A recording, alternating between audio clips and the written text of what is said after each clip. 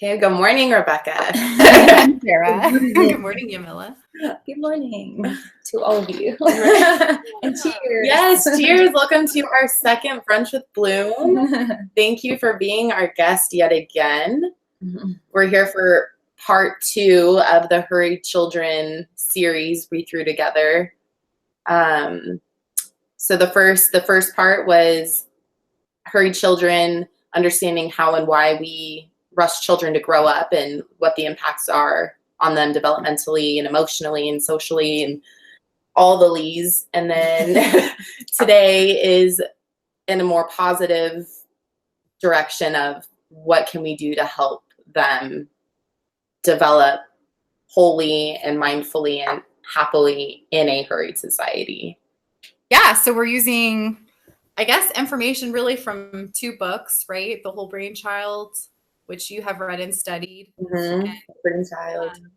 Yes, which I still need to read. And the Hurried Child, which I think we just said most of the Hurried Child is, I guess, more like building a case as to why children are hurried and the outcome. But the last chapter talks a little bit about what we can do to help hurried children. And David Elkin does have other books that have more strategies. Like I think The Power Way is one of them. So so we're just going to be talking about some things we can do to help, because we can't really control like where the world is going per se, like some, to some extent, right? But we're kind of, as technology increases, like so does the hurrying, and there's some benefits to that. But we definitely want children to develop as helpfully as they can. And maybe just like a general recap, like a quick 1 minute of, for anybody who missed the first part, would be good if you don't mind doing that, Rebekah, because that was, like, you could do it better than I could. No She's problem. so surprised. She's like, yeah. Yeah, we could do that. So we talked about in the last workshop why we, I guess not just why, but how we've kind of gotten to this point in society where we're hurried. Historically, that has a lot to do with the industrial age, and after the industrial age, the postmodern society, the development of technology, things just sped up. And even just with using technology, that allowed people to do more things. And so we've just kind of ended up with this culture of hurried, right? And being busy. And again, there's some benefits to that, but we need balance. So last time we kind of talked about how those trends feed into our school systems and how those trends affect school policies and standards and testing, which in turn affects our children, of course. So we also discussed how there really was never a big paradigm shift in schools.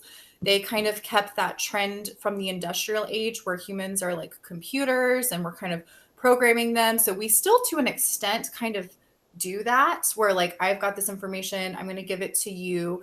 And so there's benefits to that. And there's a lot of different ways that humans learn, but it can stifle creativity, and it's very cookie cutter. And so that can definitely be problematic for some children, of course. So we talked about some of the outcomes of that and went through those things and talked about some of the ways in which children are hurried. There's calendar hurrying, like with time, and children being stressed, being taken to different events or to school, that can stress children out.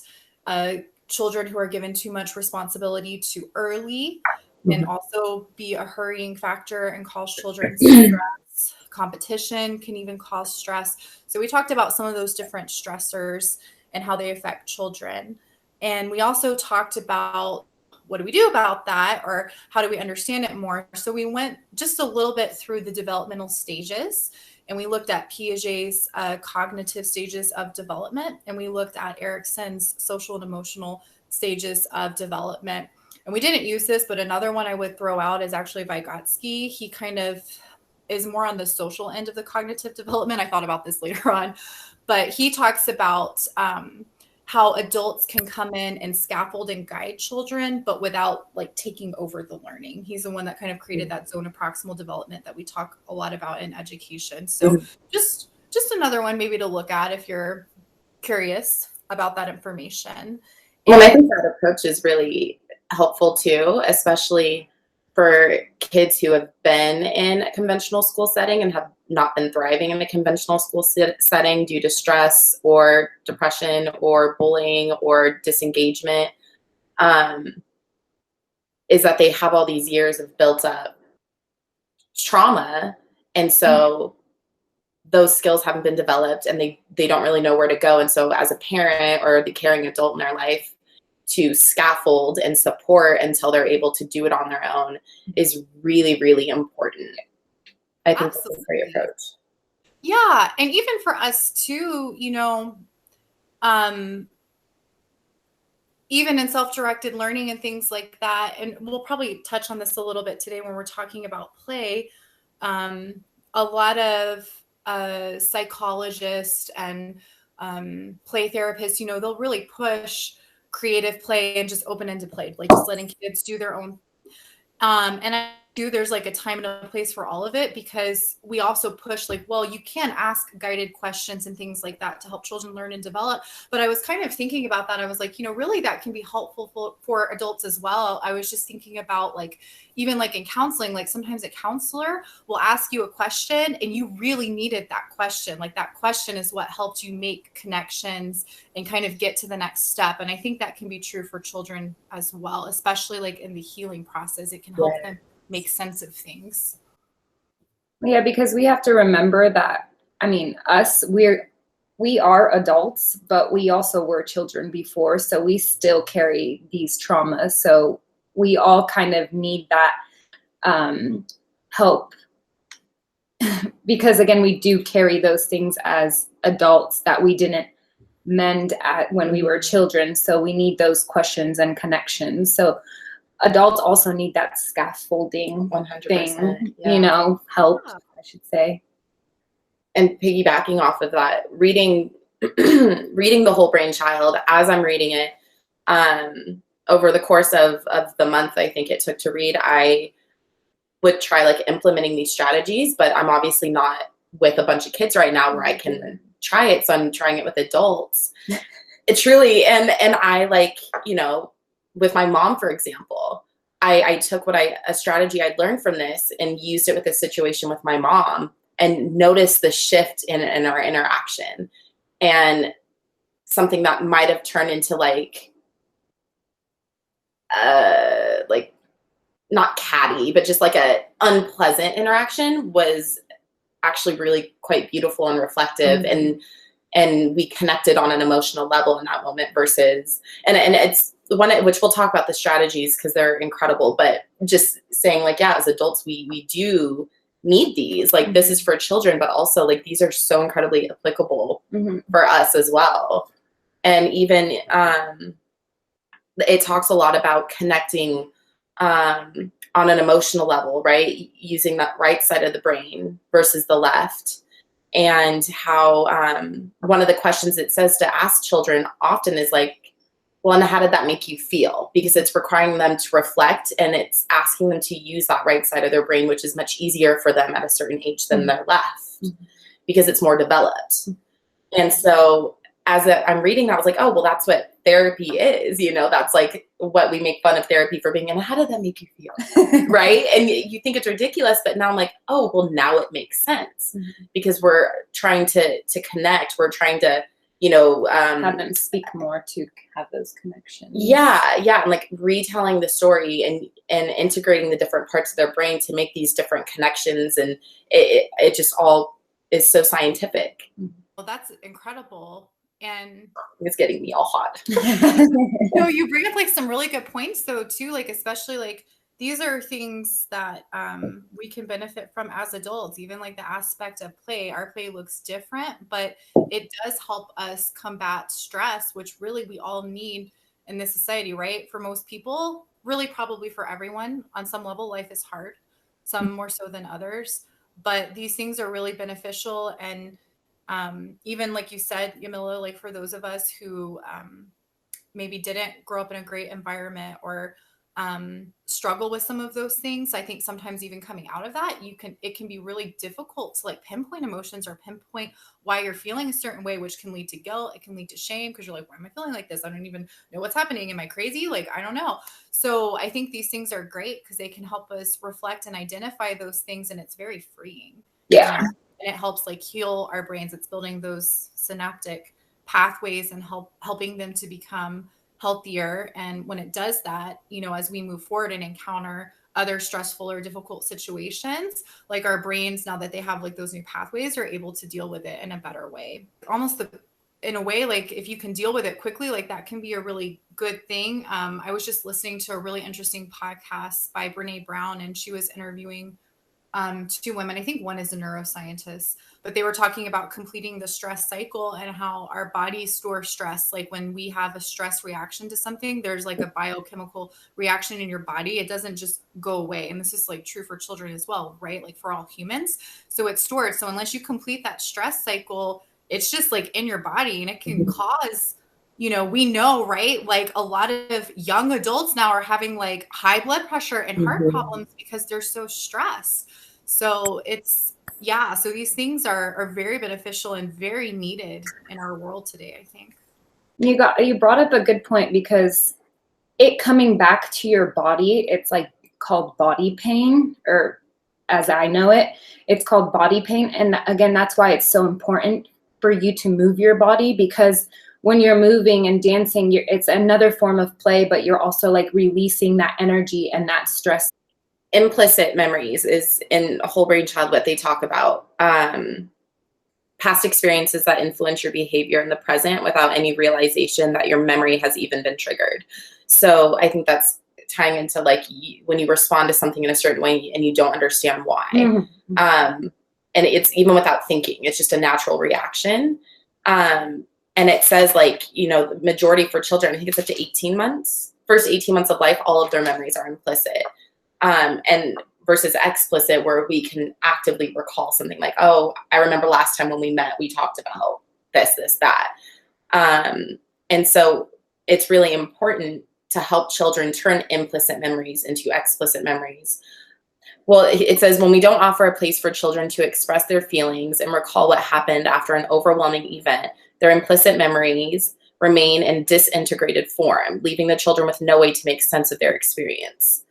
And so it says, like, with the help of the hippocampus, that we need to integrate those memories to become explicit so that they can be mindful of their responses and recognize when, oh, my heart rate is starting to increase, or like I'm starting to sweat. That means I might be nervous about this. Oh, and it must be because, 3 years ago I was in a similar experience and it really scared me.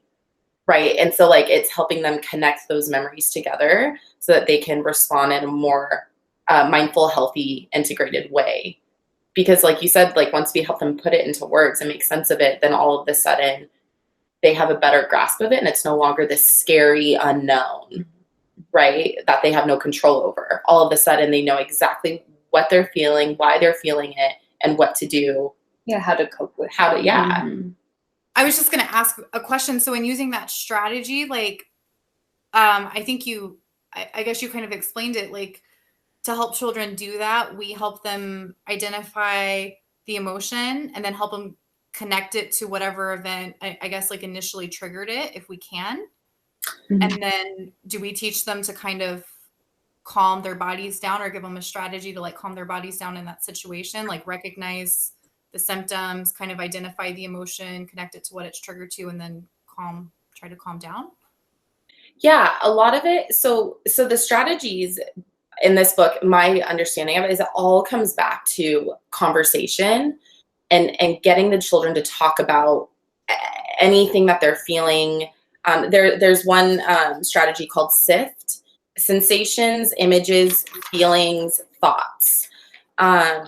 And so it's paying attention to what's going on inside. So asking them, what are you feeling right now? Like, do you have butterflies in your stomach? Does that mean that you're nervous? Like, what are you feeling right now in this moment? So right now for me, I'm like, oh, I'm getting kind of hot. And that's because I'm a little nervous and I'm talking a lot, So it's learning how to be mindful of, this is how my body responds to these emotions. And then I is images. So just what memories are you what are you thinking of right now? What's going on in your mind? Feelings. Yeah. How do you feel, and being specific? And this was one of the things that they were really adamant about, is like helping children develop a vocabulary to express their emotions. And actually I'm going to touch on that after, because I'll go off. And the last one is thoughts. So what you're thinking about, what are you telling yourself? Like, it's the narrative in your head. So it's not a memory. It's what are you saying to yourself right now? And so they say to do that, even just like when you're on a walk, you know, oh, sift. Okay. What are you feeling right now? What are your sensations? Just to get them in the practice of paying attention to those things. That way, when something happens, they're familiar with the strategy and they can tune into that much easier. But that's one of the strategies is SIFT in the book, just helping them tap into what they're feeling inside. I remember when my mom used to tell me, like, oh, you're stressed, Yamila. And I'm like, what? Like, what does that even, like, I don't know what that feels like. Or you have anxiety. I'm like, but that, and like, again, I used to think that was like a negative thing, you know? So I'm like, I'm not stressed. I don't have anxiety. Like, I didn't even know what that looked like until I like read some things about it. And I'm like, oh, that is stress. Like, I am like, and then I started identifying it and I'm like, okay, now I know that I cope with it like this or that, you know? And then that's when I started doing the talking to myself, that strategy. And it is hard, but you first have to learn how to identify it for sure. Totally. There's been times where you do that with me too. And I'm like, oh yes. Now that you say it. Yeah. Well, sometimes, like, again, with that hurried child, like adults are hurried too. Sometimes you're so in a rush that you don't even feel like you're in a rush. And someone has to tell you, like, calm down. It's okay. Yeah. Like, we're not in a rush anymore. And that's another strategy. Yeah, that's a strategy that we can do with children. Hey, like, it's okay. Let's calm down. Let's take a breath and like regulate our emotions, our nerves and whatnot. Another thing they have is like going back to the hub. So they say this like wheel of awareness and going back to the hub. Like if you imagine of a wheel, and this was kind of, I didn't really gravitate towards this analogy. It didn't make much sense to me, but maybe it will to you guys. But like a wheel of a bicycle. And so you have the hub and then you have the rim, and the hub is like, this is where you want to live. You want to live in that central grounded space. And then the rim is everything going on in your mind right now, everything that, and so it just helps you pinpoint, okay, what's causing me anxiety right now, or what's depressing me, what's on my mind. Am I hungry? Do I have an assignment due tomorrow? Am I failing a class? Do I have bills to pay? Like, what is it? And then it just kind of helps you like pinpoint them and work through them so that you can go back to the hub of your wheel of awareness.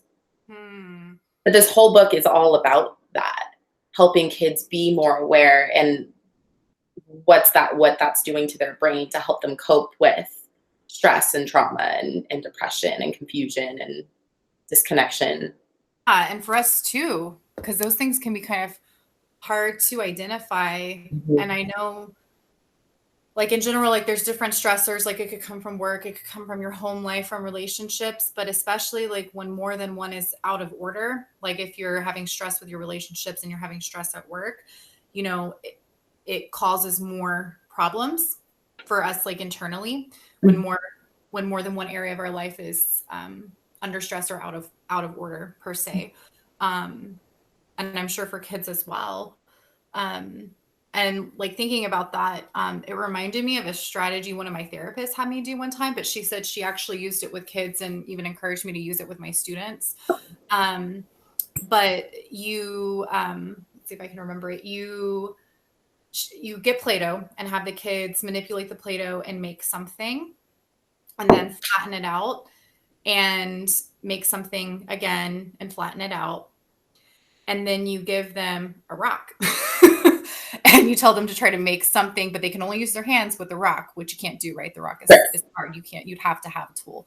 So then you go back and talk about it. So the Play-Doh or the clay represents the things that we can control.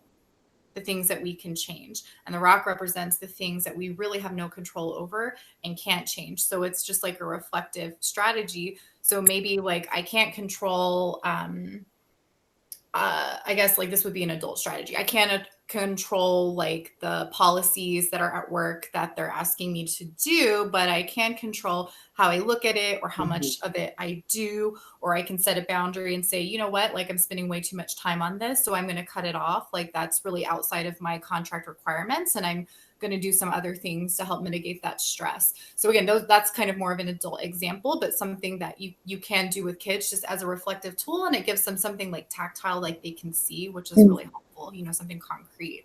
I love that. Same. And that's a really hard lesson to learn in life anyways. Like, am I stressing over something that I can control or that I can't control? Yeah. And if I can't control it, then why am I causing myself this distress? Yeah. You know, and how can I shift the way I respond to it? Because that is what I can't control. Giving those children like tools that they can use hands-on like that with such a very complex idea to express to them is so needed. It's so needed for them to actually understand what you're trying to say to them. Yeah. Mentally, they're not able to understand these abstract things quite yet, right? So giving them something concrete that they can see, they're like, oh, I get it. Right. So it is, and I think oftentimes like conversation is so important, but adding in those visuals can really just make it that much more meaningful. Again, like using all your senses, because then you're able to be more receptive of it. Yeah, absolutely. I do want to say, I think that the most meaningful strategy I took from this book that has helped me in my relationships with the kids I work with and with my friends and my family is remembering that when kids are kids, their right side of their brain has been developed much longer than their left. And so, you know, the left side of the brain, actually, they have a really great illustration of it in here. They have like left mode, right mode. Cool. So the left, you know, is the logical side, you know, where is it? Hold on. Yeah, cause and effect, asking why, it's the literal things. It's using big words versus the right, which is emotional, intuitive, feeling, the meaning and feelings of things versus like the why of things. And so for kids, especially young children, you know, up until I think 4, they're only working out of the right side of their brain. And then you see, you know, when the left side starts kicking in, when they start asking, well, why? Why is this happening? Why is that happening? It's because their left side is now starting to develop.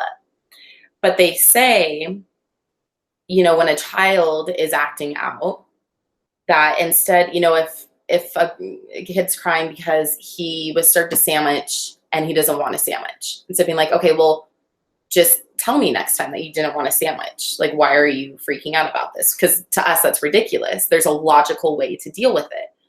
But when they're acting out of the right side of their brain and you respond with a logic, they're not going to be receptive to it. And so instead of getting logical on them, okay, well, next time that happens, the first thing you need to do is connect with them on an emotional level. Connect with them and be like, I understand, like, you were expecting something different for lunch, or you feeling disappointed that you got a sandwich. Is that not what you're feeling? That would kind of bum me out too if I was hoping for one thing and I got something completely different. You know, and all of a sudden they feel understood, they feel validated, they feel cared for, and they become a little bit more open to now listening to the left side come in. So connecting with them emotionally, and then when they've kind of calmed down, be like, so next time, I would love it if you would just let me know what you prefer. That way I can give you, if we have that as an option, I can give that to you instead. You know, or just if I serve you something that you didn't like, just let me know, use your words, and then we'll work together to find something that you prefer. Something like that. And so I think that's the biggest thing I took from this. One of them is just responding with emotion, connecting with them. It's called connect and redirect. Connect with them and then redirect their attention to the solution. I think it's more oftentimes that we should connect and then start to redirect, like in almost every situation, because we're emotional beings. So when you do respond with an emotion, of course, people are going to start letting their guard down, I think, instead of like, and there, I know there is some people where they just want a solution right away, but I think regardless, if you know how to pinpoint the emotion quickly, then you can quickly give them that redirection too. But if you always respond with emotion, they're always going to feel important regardless, and like they're being validated. So, and it goes back to scaffolding. You have to give a little bit more support, and then as they grasp these strategies on their own, you can withdraw a bit, and then you no longer need to do that. But we should be. You're right. But I think for parents and educators, we want to, if our kid is upset, we want to provide the solution. You're crying. How can I make you not cry anymore? Like, it hurts me to see you in pain. But oftentimes, like, they must go through that, and we must connect with them and not just give them the solution. Yeah. Oh my goodness. Like, so many good things out of that, because you're teaching empathy and modeling that. And that's important. Something special, I think, happens when we can, even when we're attempting to empathize with someone and acknowledge how we're feeling, like, you do build a connection, and it puts, when someone's in distress, like, more times than not, it kind of helps put them at ease a little bit. And like you said, calm that down. I don't know the science behind that, and even just, thinking about that with young children, I was thinking, well, I guess just in general, right? Like, what's the end goal? Like, usually it's to come to some kind of peaceful solution and help de-escalate the situation. But a lot of times we don't, probably unintentionally, more times than not, we go about that in a way that is not going to do that, right? We're like, why are you feeling like that? That's ridiculous. Not always, but that can happen. So, and actually the Hurried Child does talk about this in chapter 11, being polite to your kids and speaking with kindness, even when you feel like it's kind of a ridiculous situation. If they're kind of out of control with the emotions, like, you have to de-escalate the situation. And you're still teaching them, they're still feeling those emotions, right? Even if they're, let's say, irrational, or it doesn't match the situation. Okay, they're still feeling it. We still have to help them connect and understand why they're feeling that. So that strategy is really incredible, because you're doing all of those things. It's speaking with kindness, it's being polite, it's being respectful, right? If we want kids to respect us, we need to be respectful of them as well, and model that if that's the expectation. And yeah, teaching empathy and helping them process what's going on, and giving them the language to speak up for themselves. Like you said, they might not do it right away, especially depending on the age of the child, but eventually they would move into doing that on their own, which is really remarkable. That's a very important skill to have, especially as an adult in any situation, because not only can you use it to help others, but it's building those strong interpersonal relationships and communication skills, which we know we need in this world. So yeah. Well, they start trusting you, and with that trust gets them to talking more. And then again, it goes back to having that connection in your brain and whatnot. So they start spilling the beans more and more. And then you're like, okay, yeah. And what you said, speaking to them with kindness, like, you would want someone to speak to you with kindness. So why not speak to your child and model that, so they can start doing that when they're grown up too, or even as little people. Like, they're going to want to respond, or they will start responding in a better way, because you are. That's what they're surrounded by. And I think that the tough part comes, and it touches on this, parents are like, okay, these strategies are great, but like, we sometimes don't have the time to sit with our kid. Like, what if we're rushing in the morning and my kid won't put his shoes on? And we have to go, like, we're late. We don't have time to sit, have the comfort, right? And so that's oftentimes when we forget, and I'm guilty of this too with teaching, because we're on that time crunch, right? And so where I will I'm just like, just go, like, just get in line, just do it. And I don't want to be talked to like that, but I'm in a rush. And so I'm like, all of a sudden I'm like, all rules and like kindness is out the window. I said line up, you better line up, you know, and parents feel that too. And so it's in those situations, those like high stress situations, that it's hard to be mindful, or more difficult to be mindful of the way you're speaking and what you're speaking on. And so, and it says like, obviously not every situation is going to be the right situation to have a discussion like this. And so, but remembering to be polite and remembering to say, I understand you're upset right now and I really want to talk about it. I would love for you to get your shoes on right now and we can talk about it in the car. Mm-hmm. Like, you know, there's many times where I can sit and do this. Right now is not that time. Mm-hmm. I like, thank you for being patient, or like, thank you for being understanding. Let's talk about this later, kind of a thing. Mm-hmm.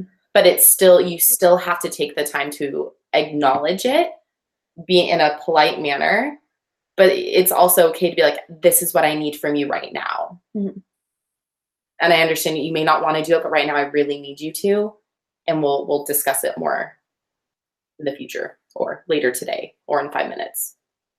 Especially like with teaching, like, you know, if they don't want to line up, like it's not safe for you to be in the classroom. I can't just like leave you here and let you do this. Like sometimes we have to get children to do something like, because it's literally like not safe. Like, but I think you're right. Like just kind of reframing the language that we use, which is hard, especially when we're stressed. But yeah, I understand. I can see you're feeling really upset right now. I would love to talk to you about it, but right now we have to go here. Maybe we can talk after, or when we get back, or on the way, or like you said, like in the car, if you're trying to get a child into the car. So acknowledging how they're feeling and saying, you know, your feelings are important to me. I do want to talk about it, but but this is not the time. Right. Not the time. And I think that's okay. Because we're also teaching them in that case boundaries, right? Like boundaries and respect for the other person and their time. Yeah. And you have to go back to it though. And I'm also, another thing I'm guilty, because I'll forget. But you have to go back and check in again, because if you don't, then that becomes a habit, and they learn that, when you tell me we'll talk about it later, you don't come back. You don't care. Like my emotions weren't enough for you to actually check in with me again. Yeah. So it's hard. It takes a lot of mindfulness and you know, it's like the deschooling process. It's a journey for parent, child, and educator. And as is this, like helping your child develop these strategies, mindful strategies, you must also be practicing them and be really aware of what you're doing and when you're doing it and how you're doing it. What I'm guilty of is like, I'm really good with the language, but it's more so my tone, because okay, so for example, I was with 2 kids yesterday, and Andrew is very active, and he just like runs around, and we're feeding the ducks, and it's really near a not busy street, but the cars go quite fast because it's so empty, and he's always running, and it's like right by the street, and I'm like telling him in the nicest way, but like my tone gets really loud. And I'm like, okay, you know, like I tell him, and then I was like, hey, I don't mean to get loud with you, but it's scary. It scares me when you go by the street. So like, again, going back to those things, and also being mindful of your tone, not just your language, but it is really scary. Like, you said like, it just it scares me when you get there. Like I respond in this strong way because I get scared. And I tell them that too. Yeah. But I love that. Yes. And you have to be able to like release the ego and be like, and I would do this with my kids where I'm just like, I'm really sorry that I responded this way. Like I lost my cool. I'm kind of off it today, but you guys didn't deserve that. And I'm really sorry. And kids love you no matter what. They're like, it's okay. Like we love you. Yeah, right. You know, or they probably didn't even notice it. Either that. Yeah. Saying like, I respect you. I respect you. Yes, I respect you and I honor you. And I may be 20 years older than you, 30, 40 years older than you, but you are still my equal and you are still valid. And I did not have the right to speak to you in that way. Right. But again, the safety, that's a whole nother thing. But I love that you connected with him like that. It scares me. And then all of a sudden he's like, you're angry with me. It's like, oh, you care about me so much that it brought that out of you, that urgency. Yeah.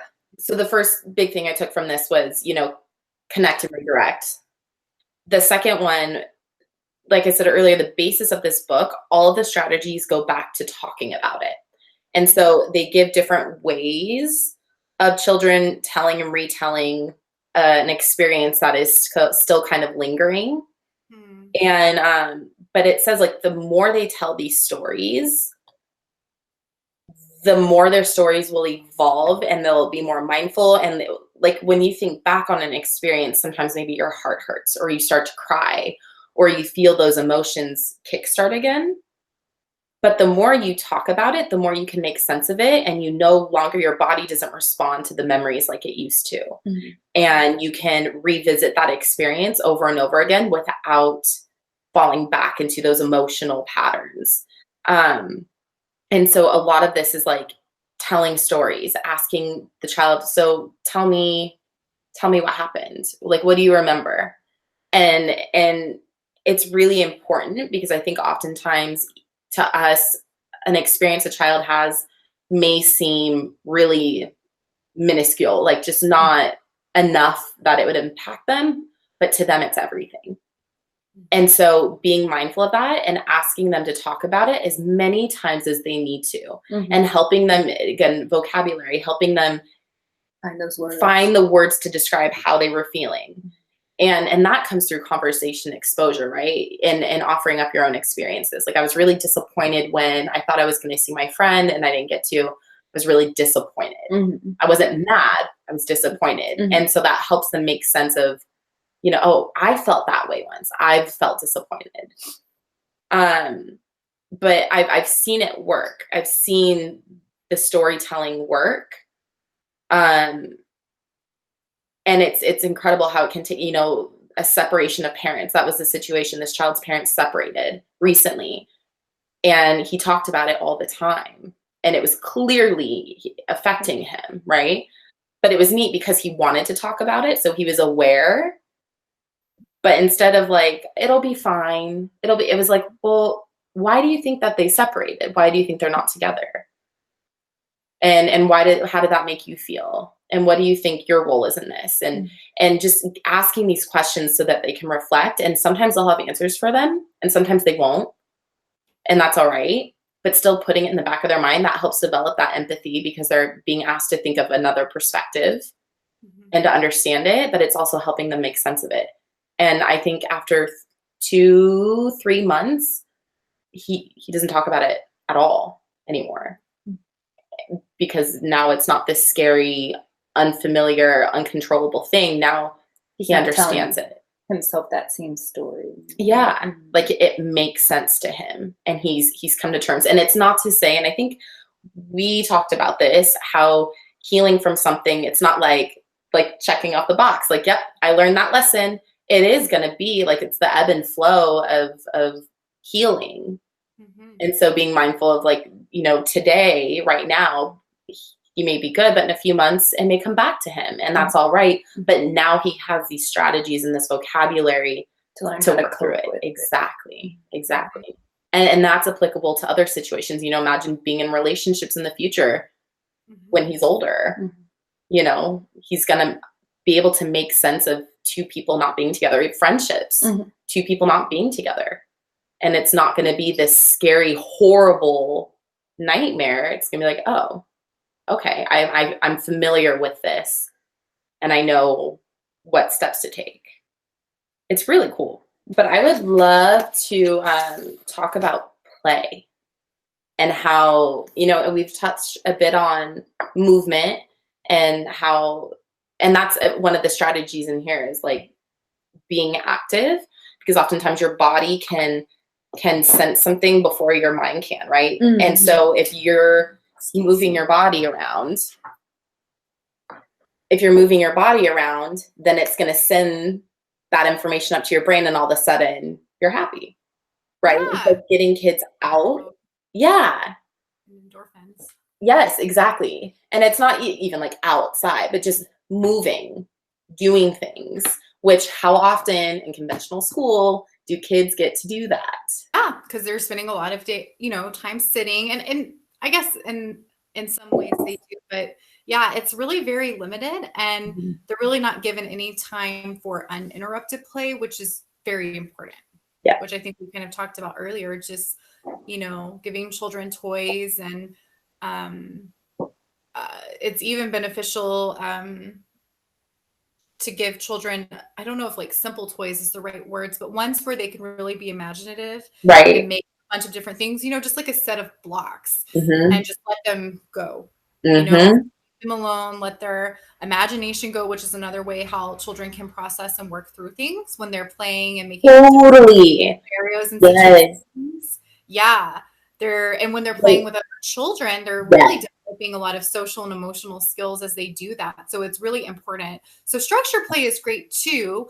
There are, I think, some benefits to that. Mm-hmm. Yeah, but that uninterrupted play is really, I would almost say, critical, I think, to healthy development, and gives them a lot of skills, creativity, building creativity, again, working with others, learning different social emotional skills and letting them figure it out, like learning how to share. And sometimes there's a time and a place for us to come in and scaffold and help them figure out a situation, but it's good for them too to figure out some of those things on their own, or they kind of, you'll see kids almost like negotiating rules a little bit. I don't think they're doing it. But they do. Those are really important skills. We don't want to deprive them of that. And I know you have the name is escaping me. The toys that they're kind of plain, but you can do a bunch of different things with them. They're really unique. Like the Waldorfs? Yes, Waldorf. Yeah. What is that? Yeah, like toys like that too, I think are particularly beneficial. But the nice thing is, like, if kids are given time to play, you can make anything a toy. So whatever you have around the house is perfect. Or letting them go play outside if it's a safe situation and area. They really don't need a lot. They really don't. I think it was one of our parents posted a video. She had gotten her kids these big toys, and in the video, like, the toys are there, and then she shows them, and they're like building stuff with the boxes that the toys came in. It's just like dogs or cats, you know what I mean? Like, you get them this really cool toy, but like they'd rather play with the container it came in. But that's the goal, isn't it? When a child can look at a box and say, like, oh, imagine if we did this with that. How cool would that be? Right? Like, that's that innovative thinking that we want them to execute throughout their entire life. And that is so hindered when we remove an opportunity for them to have free, uninterrupted playtime. And I think that is really scary. This is like one of the biggest fears of parents, or I shouldn't say fear. It's one of their, concern. Yeah. Is, well, what if my kid just plays all day? Like, the number of times we've been asked that is crazy. And it's a valid question, because in our minds, play is, you play when you're done with your work. But then they come to us and we're like, oh, do you want to play with your toys? It's been 3 hours. Are you still playing? Okay, keep playing. We're not going to interrupt you. And for parents to hear that is really concerning. Yeah. Because, well, what value is that? Shouldn't they be reading books? Shouldn't they be writing? Shouldn't they be doing math? No, this is exactly what they should be doing. And there's so many reasons as to why it's beneficial. Academically speaking, we could go off on all of the skills, all the academic skills are developing through play. Storytelling being one of them. How, like, character development goes into play. And then you talking about the blocks. How many mathematical skills and scientific skills are they understanding and learning about while they're building these towers or building these structures?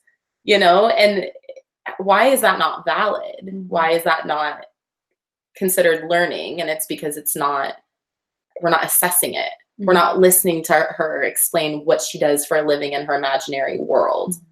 But that doesn't mean that she's not learning something, and that it's going to be applicable when she goes to tell a story or write a play or write a song, And then there's vocabulary development going on. That's incredibly important. Yeah. But then talking about, stress and things like that, oftentimes for children, when speaking on an experience is a bit difficult for one reason or another, play is a really great outlet for them. Because maybe they don't feel comfortable talking to an adult or a friend about what they're feeling. But all of a sudden, when they put it in the role of a doll or a dinosaur or whatever, that's the way that they can express what they're feeling and make sense of it. And I think that's really valid. That's why you observe the child. And that's it, because just solely observing them tells you so much about them without interruption. Like you said, when you're role playing, like if they're being like crucial, like, blah, blah, like they're probably angry, right? Like there's something that's making them want to or play in that way. Yeah. Or like being gentle, like, okay, you probably get spoken like that too, or something like that. Yeah. So, yes, always observing the child. Yeah. Yeah, there's so many beneficial things that come out of that. And like you were saying, like when they're using their imagination and telling stories, they're really building a lot of foundational skills for writing. And that's really important, because when we're learning new information and we're learning, more formalized education, or we're learning how to write and do those things, it doesn't make a lot of sense if you don't have anything to connect it to. Totally. So that's really giving them a solid foundation to connect a bunch of those skills in math and reading and writing, all the subjects, even just like science or just being inquisitive. Yeah. Those things really help, I think, drive our learning. So it's giving them something concrete to connect it to. And yeah, even in processing emotions or figuring things out, I think that's why play therapy has taken off in the past few decades, and music therapy and things like that, because it is very beneficial and helps children and adults process through really difficult things. Yeah. Or just, life in general, right? Like feelings that they're having, or something that happened to them that week that made them feel sad or made them feel angry, might come out and play. And that's really healthy. It's good for them to have that time and space to do it. So yeah, there's so many amazing things that come out of uninterrupted play. While they're playing, also, it just builds up their confidence too, because you're trusting them to be. And that's what everybody wants, to just be and not be judged or anything. Yeah. Just, you're allowing them self-expression. Yeah. And tagging off of that too, when they make mistakes, I think it can help them view mistakes in a different way. Like something, really, like a mistake is a very powerful learning tool if we look at it in the right way, right? It can teach us a lot of things. It can help us reevaluate our thinking and learn from it and push us forward. But a lot of times we associate it with failure and with a lot of negative things. You don't want to make a mistake. You want to do everything you can to not make a mistake, which you cannot do. If you're a human being who's never made a mistake, then you're not human. So, so I think it can help them kind of develop a healthy view of mistakes from an early age, which we want. And I think that helps people who are creative and innovators and problem solvers, which we all can be, right? Like I know we all have different gifts and abilities and we use them in different ways, but we all do those things to some extent. Really gives us a lot of freedom to do that and think outside of the box. And so that's something early on, if they can develop that sense of autonomy, and it is incredibly beneficial. Absolutely. And I think it, when they're making mistakes when they play, how oftentimes you see a kid get angry when they make a mistake, right? And I think, hold on, where was I going with that? The value in that, because, even with Bloom, I've made mistakes. And there's times where we'll be in our board meeting and I'll say, well, I did that. Sorry. I'm not like, how could I let that happen? And it's everybody else's fault. I was just like, yep, I messed up. Now I know to this, that. And so the value in that is I wasn't stressed when I made this mistake. I wasn't angry. I wasn't a victim. I was just like, okay, I thought about it in a really logical way. And not always, that took practice. But if you give children as many opportunities to work through those mistakes, then yeah, as they get older, mistakes aren't this horrible thing. But like you said, in school, they are a horrible thing.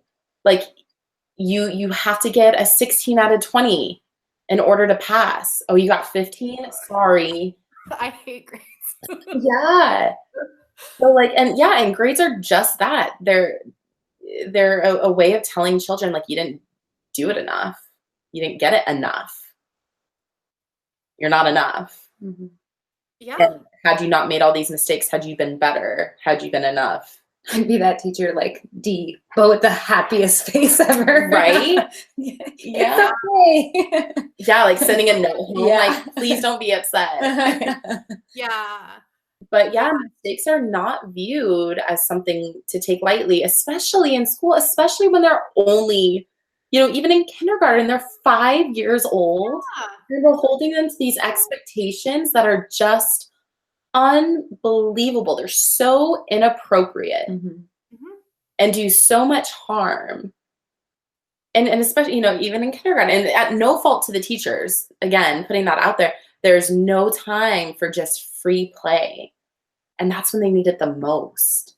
Yes, and it's hard too because, we see a lot of children too who really are trying their best and they still might get a D or sometimes even an F. And to me, like, that's just not okay because you are growing, you are giving it your all. And at the end of the day, that's all any of us can do. Mhm. And it just, I don't know. There's so many things that are wrong with it. It's so irritating. Mhm. Mhm. But yeah, it's not right. Like, I think you could almost argue like it's unethical, honestly. Yeah. I mean, I think you could, but And we will. it's not even, and it's not encouraging growth. Like, I think that's kind of what we want to look at sometimes is just growth and even just enjoying where you're at. Like, and I think that kind of comes with free play. Like, we, even as adults, we're always just, what's the next thing? What's the next thing? How do I make this better? Well, why isn't it okay? Like, because I think we feel like maybe it's complacency. And it's sometimes it can be like that, that can happen, but sometimes it's okay to be present and just sit and enjoy what you're doing and where you're at and enjoy that moment. Yeah. So But I think it taps back to the hurriedness of society. Like you said, we're not encouraging growth, we're encouraging like perfection. And how often do we embrace children for where they are in this moment? And as adults, how often do we embrace where we are in this moment? And that's the hurriedness of it. Oh, great. Like you took iReady and you grew 20 points. That's awesome. Now, how many are you going to grow next time? No, hold up. Yeah. 20 points. Let's celebrate that and sit with that for a minute and feel what an accomplishment that is. Yeah. And we're doing that to kids on every level, like with all this, like constantly, like it's a lot of pressure and it's exhausting when you think about it. Like when we do it to ourselves, do we not feel exhausted and stressed? And why are we even promoting perfection? No one is ever going to measure up to perfect. What is the measure of perfect even? I don't even think we know. So what is the point? There, when you really stop and think about it, it's very irrational. And you miss so much when you're always looking towards the next thing. And that's a lesson that, as an adult, I've learned. Like you set this goal for yourself, and instead of being like, I can't wait till I'm here, like enjoying the journey of getting there.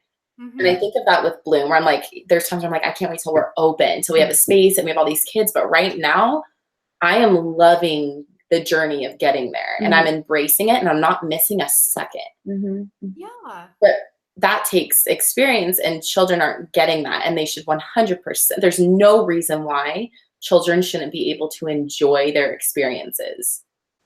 Because you really grow a lot in that as well. You learn a lot about yourself and you're still developing skills. You're learning how to like regulate what things you value.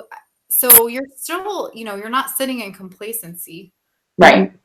At all. So yeah, it's really sad. Like they are children and adults, right? We're really depriving ourselves of some very valuable things. So not that work or growth or things like that aren't important.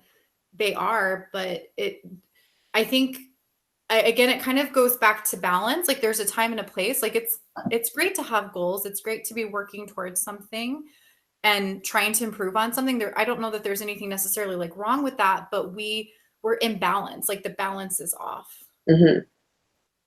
And that becomes a priority. And I think we place a lot of value and self-worth in that as well. Yes. which can be a little bit dangerous because if your value and your self-worth stems from that, and if we're kind of teaching kids that, hey, your value and self-worth is somehow tied to grades, is tied to your achievement, well, what happens when you don't achieve? Or what happens if you get really ill or something really traumatic happens in your life and you're no longer able to do those things and your value and self-worth is tied to that?